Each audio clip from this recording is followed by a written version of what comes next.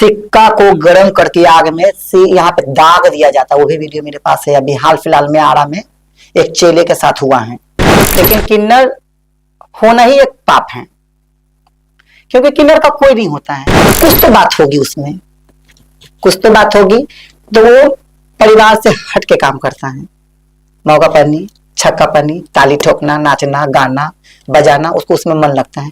तो वो शुरू से ही अलग रहते हैं। तो शुरू से लोग वैसे ही होते हैं जैसे मैं, फंसा के उससे देह व्यापार करते हैं। 150 का लोभ दे के उससे चैन छीन लेना, घड़ी छीन लेना, उसके ट्रक का पैसा छीन लेना। ये तो मजबूरी, क्योंकि उसको 20,000 रुपये महीना देना पड़ता अपने गुरु को। कहां जाऊं, किससे गुहार लगाऊं? जिस दिन मेरा बाप मारा इन लोग के करने से मैं अपसेट हो गई। जब मैं अपने वस्त्र को खोल के जब पूरे अंग को देखती हूँ तो मैं महसूस कर लेती हूँ कि मैं क्या हूँ। कि फ्रीडम होने के लिए इंसान घर से बाहर हो जाता है, कि मैं खुल के साड़ी पहनूंगी, मैं नाचूंगी, कमाऊंगी, लोगों में लड़की बन के दिखाऊंगी, फ्रीडम होके जी। लेकिन जब वो को मालूम चलता है कि जब जिसके यहाँ मैं जा रही हूँ, जो हमको लेके जा रहा है, वो हमको उससे भी ज्यादा टॉर्चर करेगा। क्या किन्नर होना पाप है या एक वरदान? अभी भी समाज में किन्नरों को क्या इज्जत मिलती है, या उसी तरह से दुर्व्यवहार और दूरदृष्टि से उन्हें देखा जाता है? नमस्कार, एयर 24 बिहार के वीडियो में आप सभी का स्वागत है। मैं वेद आपके साथ।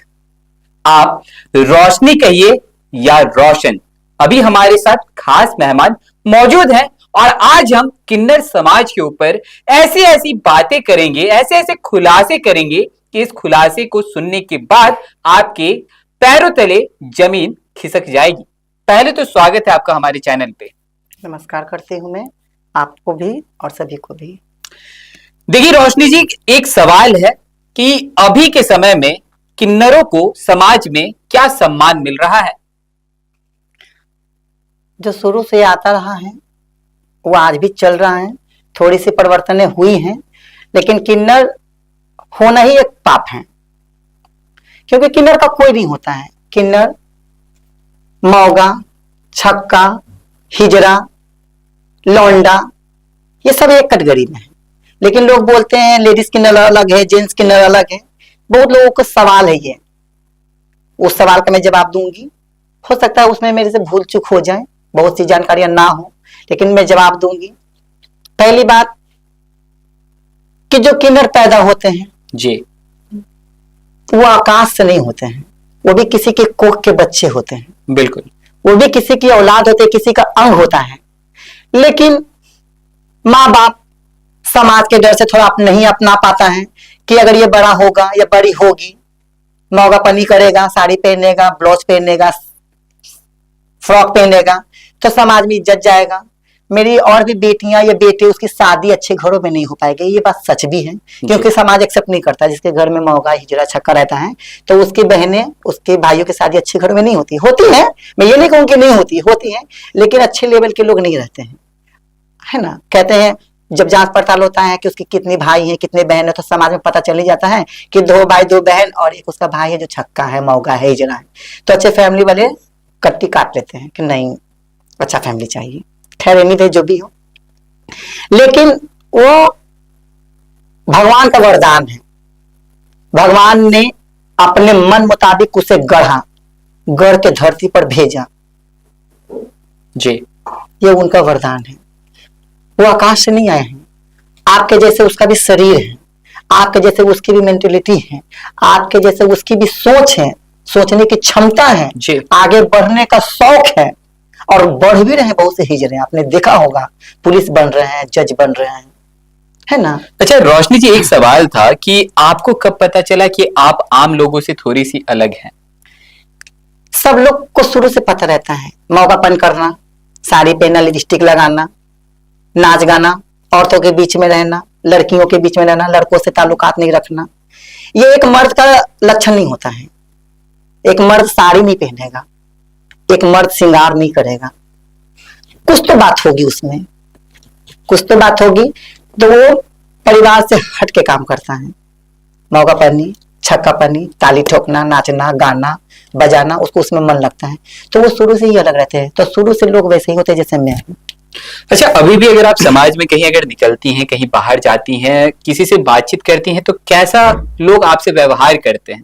बहुत गलत, बहुत गंदा। बचपन से सुनती आई हूँ बिहारी भाषा में, रे छकवा, रे मोगवा, टोनबाजी कसना, देमी, कहने से लोगे, बहुत ऐसे बातें हैं जो खुल के नहीं बता पाऊंगी। लेकिन नहीं, कुछ जगह ऐसे हैं जहाँ पे मैं बैठूंगी ट्रेन में तो वहां से अलग हो जाते हैं लोग, बस में अलग हो जाते हैं, टेम्पो में अलग हो जाते हैं, या टेम्पो में बैठी हूँ तो कोई बैठते नहीं है। छोटी छोटी बातें लेकिन बड़ी बातें हैं। तो हम उन सबको इग्नोर करके चलते हैं, क्योंकि मैं अपने आप को जब आईने में देखती हूँ तो मुझे महसूस हो जाता है कि मैं क्या हूँ। जब मैं अपने वस्त्र को खोल के जब पूरे अंग को देखती हूँ तो मैं महसूस कर लेती हूँ कि मैं क्या हूँ। कुछ नहीं हूँ।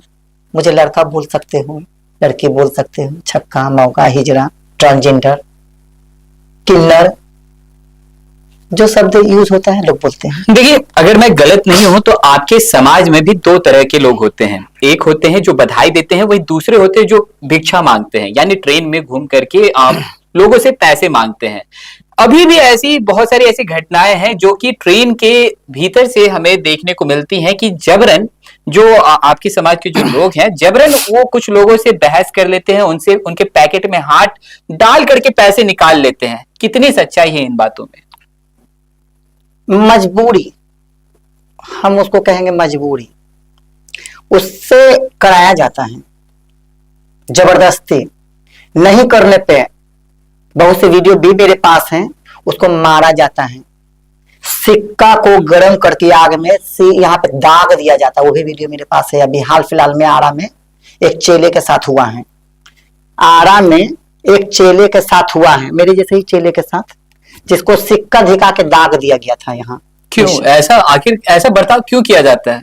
डर पैदा करना चेलों में कि इसको किए हैं तो तुम करोगे तो तुमको भी करेंगे। डर, उससे 20,000 का महीना मांगा जाता है। तुम चोरी करके लाओ, पब्लिक को नोच के लाओ, ट्रेन मांगो, टोल टैक्स मांगो, या फिर टेम्पो रिजर्व करके रात में 6-6 लोगों का ग्रुप निकलता है, जहां तहां खड़ी होते हैं, ट्रक वाले को फंसाते हैं, फंसा के उससे देह व्यापार करते हैं। 100-50 का लोभ देके उससे चैन छीन लेना, घड़ी छीन लेना, उसके ट्रक का पैसा छीन लेना। ये तो मजबूरी, क्योंकि उसको 20,000 महीना देना पड़ता अपने गुरु को। यानी आप लोग में भी ये एक सिंडिकेट बन चुका है, जिस हिसाब से जो गुरु है अपने शिष्यों को, यानी कहें आपके शब्दों में तो चेलों को इस तरह से मतलब प्रताड़ना करते हैं कि उन्हें कहीं ना कहीं से उतने पैसे ला करके देने हैं। एकदम बंधा है 20,000 महीना, तुम कुछ भी करो। और एक बात और भी आप जान जाइए कि 20,000 अगर गुरु को देना है तो 5,000 शौक श्रृंगार पे खर्चा करेंगे जी, 100%। 5,000 घर का किराया निकालेंगे 30,000 जी, 5,000 खाने पीने में लगाएंगे। भोजन भी तो चाहिए ना, बिल्कुल। एकदम कम बजट लेके चल रहे 5,000, हालांकि 5,000 से ऊपर होता है, लेकिन 5,000 खाने पीने में भी लगाएंगे, पेट तो भरना है। 35,000 या 35-40 ऐसे ही लमसम हुआ होगा। 5,000 किसी को साथ रखेंगे तो उसका भी खर्चा उठाएंगे। जैसे लोग कहते हैं कि एक लड़का रखे हुए हैं, है ना, आप उसको जो शब्द में बोले, पति बोले, प्रेमिका बोले, प्रेमी बोले, एनीवे, तो 5,000 उसको भी देना है जी, खर्चा पानी, उसका पॉकेट खर्चा। तो कुल मिला के 50,000 का महीना उसका गिरता है, वो कहां से लाएगी? सोचने वाली बात है। वो आप ही का ना गला दबाएगी। आप उसको 10 दीजिएगा तो 10 से उसका पेट भर जाएगा। वो कहां से देगी 20,000? वो 20,000 गुरु को कहां से देगी? या नहीं देगी तो उसको जूता पड़ेगा। अच्छा, ये एक मन में सवाल आ रहा है मेरे कि आप लोग गुरु को पैसे क्यों देते हैं? किस लिए पैसे देते हैं? जबरदस्ती, तुमको रहना है तो देना पड़ेगा। उनको अधिकार किसने दिया है?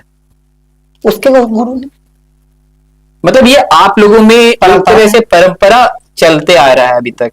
चेले बनाना, चेले से कुछ भी काम करवाना, उसको बंदिश में रखना। मैं कहती हूं, मैं पूछना चाहती हूं कि फ्रीडम होने के लिए इंसान घर से बाहर हो जाता है कि मैं खुल के साड़ी पहनूंगी, मैं नाचूंगी, कमाऊंगी, लोगों में लड़की बन के दिखाऊंगी, फ्रीडम होके जी।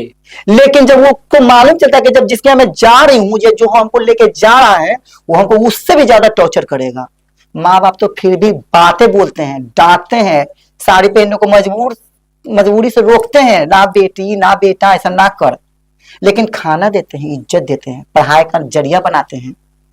उसको डांट के ना लड़की से लड़का बनने का प्रयास करते हैं कि जब तक तुम पैंट नहीं खोलोगे तुमको कैसे मालूम चलेगा कि तुम क्या हो। उसको पैंट पहनाते हैं, शर्ट पहनाते हैं, उसको लड़के का नाम देके उसकी क्वालिफिकेशन करवाते हैं, पढ़ाई से, लिखाई से, पेंटिंग से, डेंटिंग से, हर चीज से। लेकिन जो ये भगवान जो बना के भेजा है तो ये रोकने से नहीं रुकता है, जो लक्षण है, जो अंदरूनी दिल है, तो इसीलिए वो उसको ले जाते हैं हिजड़े। आपने सुना होगा, एक छोटी सी बात है शायद, कि मुंबई में पहले बच्चों को किडनैप कर लिया जाता था जी, उसके बाद उसको मारा पीटा जाता था, उसके हाथ पैर तोड़ दिया जाता था, उसको भीख मंगवाता था। ये मैंने भी बचपन में सुना, आपने भी सुना होगा। तो सुनने की बात थी, आज वो मैं सच देख रही हूँ कि जबरदस्ती उससे भीख मंगवाया जाता है, टॉर्चर किया जाता है, मारा जाता है, और उसका कोई प्रूफ नहीं दे सकता है। अगर मैं आवाज उठाऊंगी ना तो मेरे घर पे 2 स्कॉर्पियो हिजड़े आ जाएंगे और वो मुझे मारेंगे, बेतनहा मारेंगे, मेरे घर का सारा सामान जब्त करके ले जाएंगे और मेरे बाल को काट देंगे, और काटने के बाद मुझे उग्रवादी घोषित करके थाना में दे देंगे। ऐसा? हाँ, कि उग्रवादी हैं, और गई भी है। अभी 2 साल या साल भर पहले एक सोना नाम की थी, जिसको हिजड़ों ने बहुत मारा, यही पैसे देने के चलते हैं।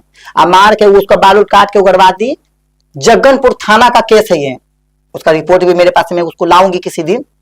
उसको जबरन साल भर के लिए जेल कर दिया गया। क्यों? क्योंकि वो पैसा नहीं देती थी, 20,000 रुपये महीना। और आप एक चीज जानते हैं कि जहां पे अच्छे अगर 2 किलो सोना पहन के अगर 20 हिजड़े खड़ी हो जाएंगे तो मेरी क्या औकात रहेगी? मेरा कोई सुनेगा सच्चाई?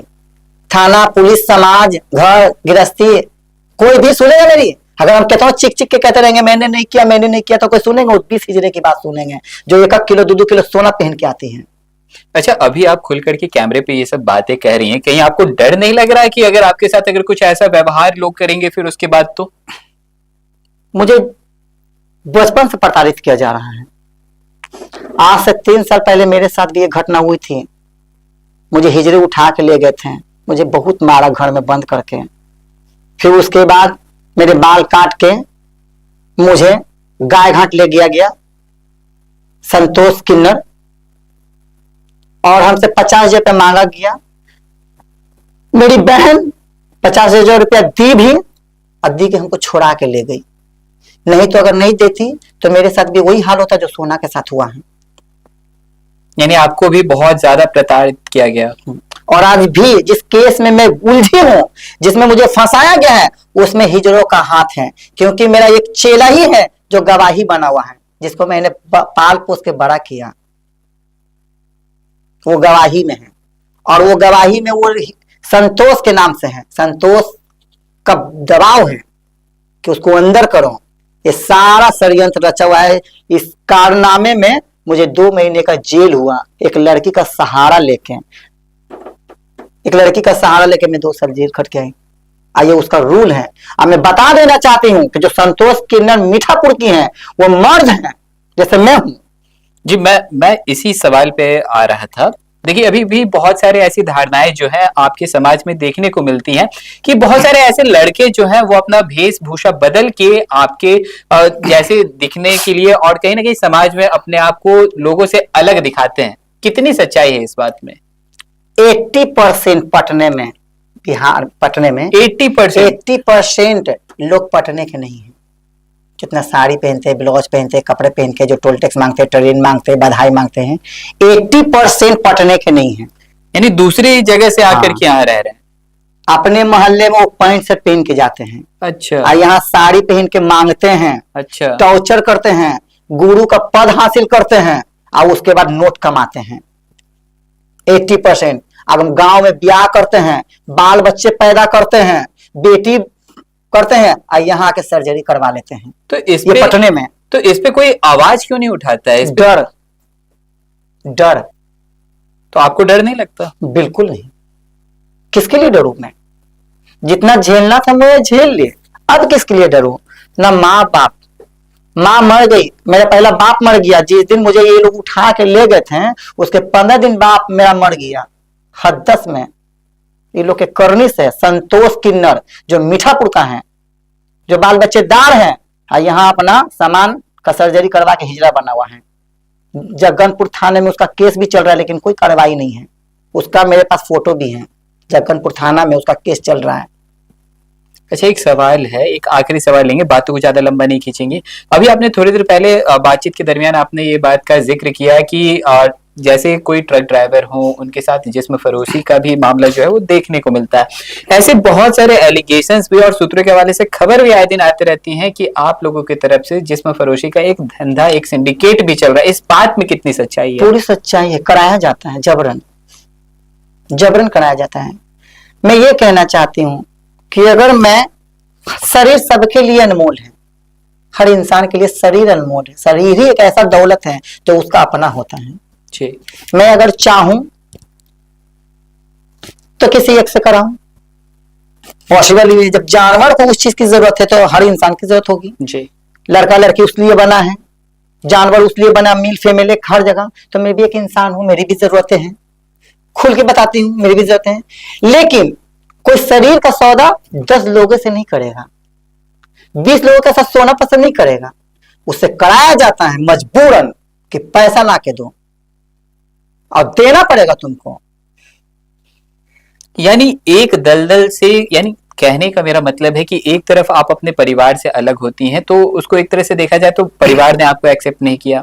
आप सोचती हैं कि खुद को अलग दिखाना है, दुनिया में एक अपना एक पहचान बनाना है, तो आप दूसरे लोगों के साथ मिल जाती हैं, और फिर वहां पे भी आप लोगों के साथ एक दुर्व्यवहार किया जाता है, प्रताड़ित किया जाता है, यहाँ तक कि जिस्म तक आप लोगों को बेचने पे मजबूर कर दिया जाता है। एकदम।